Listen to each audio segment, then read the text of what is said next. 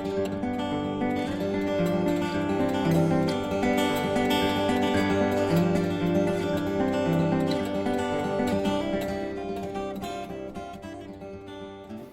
I'm Margie, and today what I've made for you is strawberry jam with fresh strawberries. And the reason that I did this was because although there's a lot of wonderful jams and jellies out there on the market, majority of them contain corn syrup.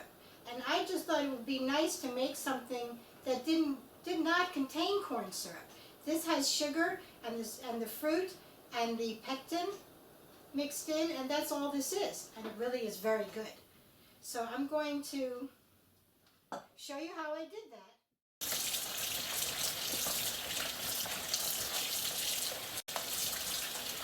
I'm going to take the little green stems out, and then we're going to mash them up and see how much we have.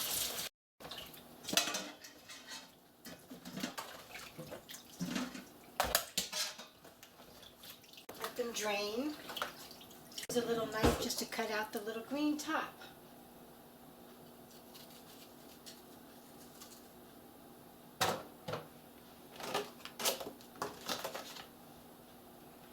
And just start working. This is work, but it's worth it. I promise you.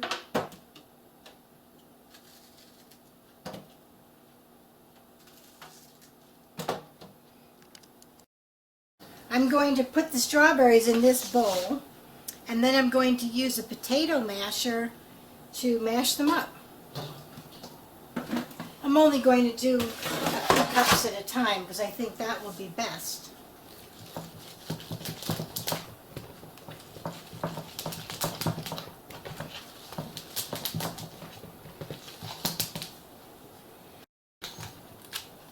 I've mashed these up pretty good.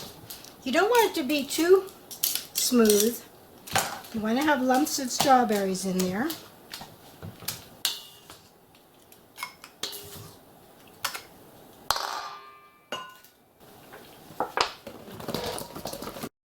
Into this bowl I'm going to measure out 7 level cups of sugar.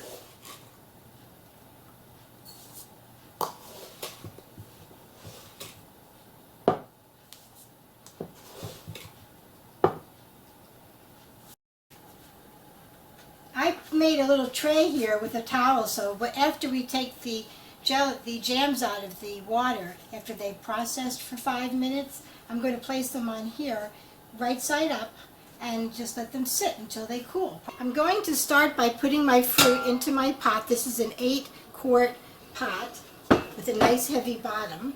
So I'm going to put my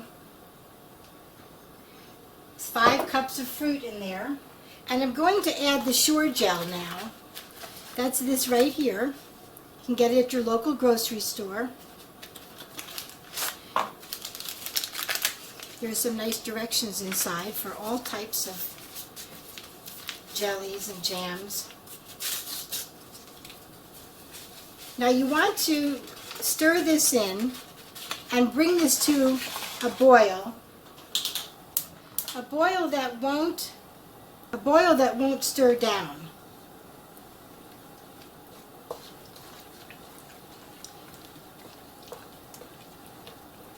As soon as it comes to that type of a boil, you're going to add your sugar and bring it back to a boil for 1 minute, and then you're done. See, it's starting to boil around the edge, but I'm able to stir that down so it stops, so it's not quite ready. I put on a mitt that covers my arm because this is very thick, and when it bubbles it might pop and hit your skin, and it's very hot, so be careful.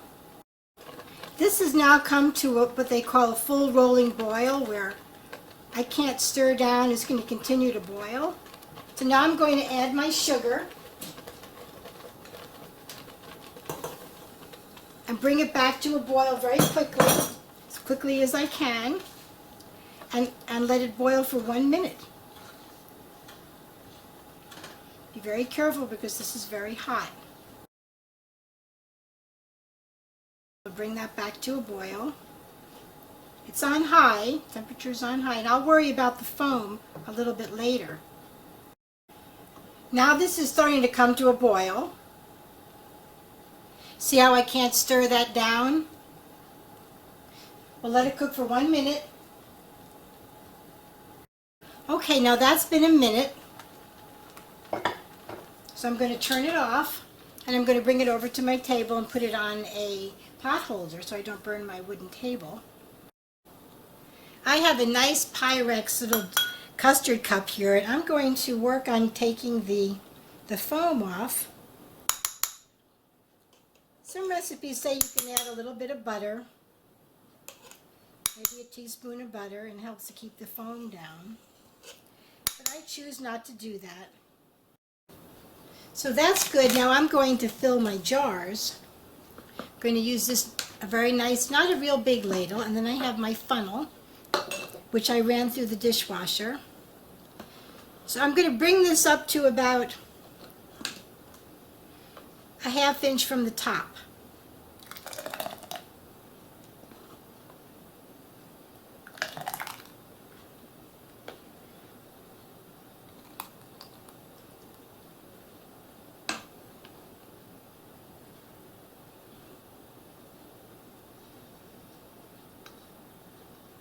I didn't get anything along the edge, but you certainly can take a paper towel and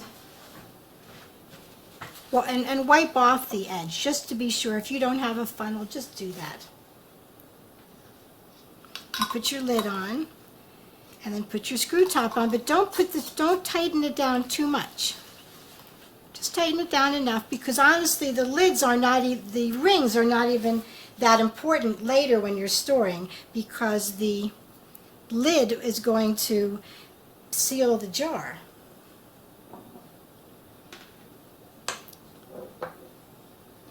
So I'm going to go ahead and finish these up.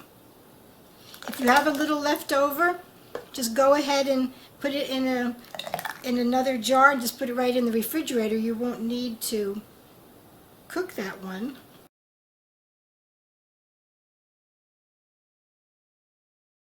As you see, I have a little bit left in the pot.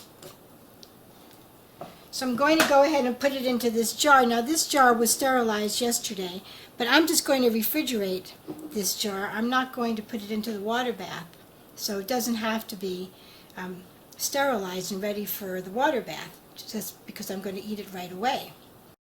Always make sure that if you do that, if you use a jar that isn't sterilized, you're not going to do a water bath, and you're going to give it to somebody, it's not always a good idea to put it in a jar like this. It's better to put it in something that it's clear that they can't store it on a shelf. Make sure you tell them if you do put it in a jar like that. So now I have these beautiful jars that I'm going to put into the water bath. Now that the water's boiling, you want to pick these up carefully and put them on your rack and bring it to a boil. Bring the water to a boil.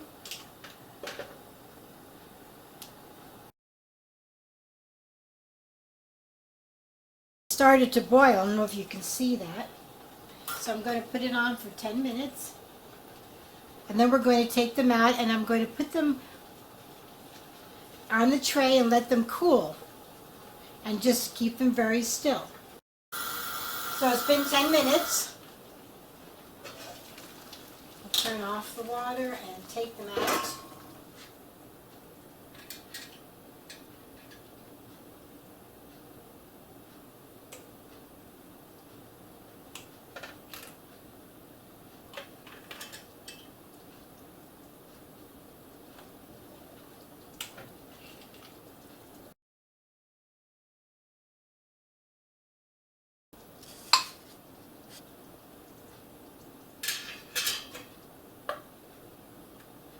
You'll hear the lids snap down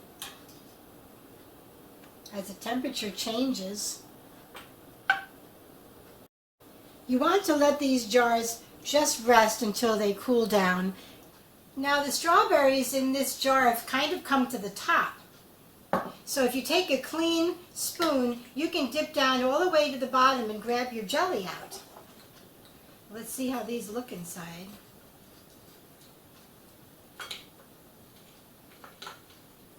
They've already been, unfortunately, out of the oven for a little while. Let's see if they're still hot enough to melt the butter.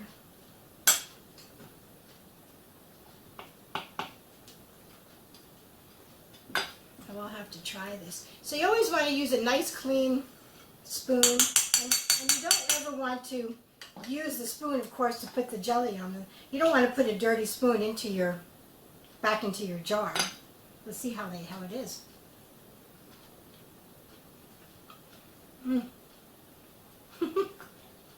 That is so good.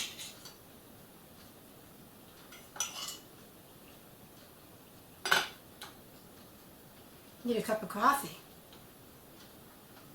Well, thank you for joining me. And I'll be back again. I'm going to make some chocolate scones. Bye.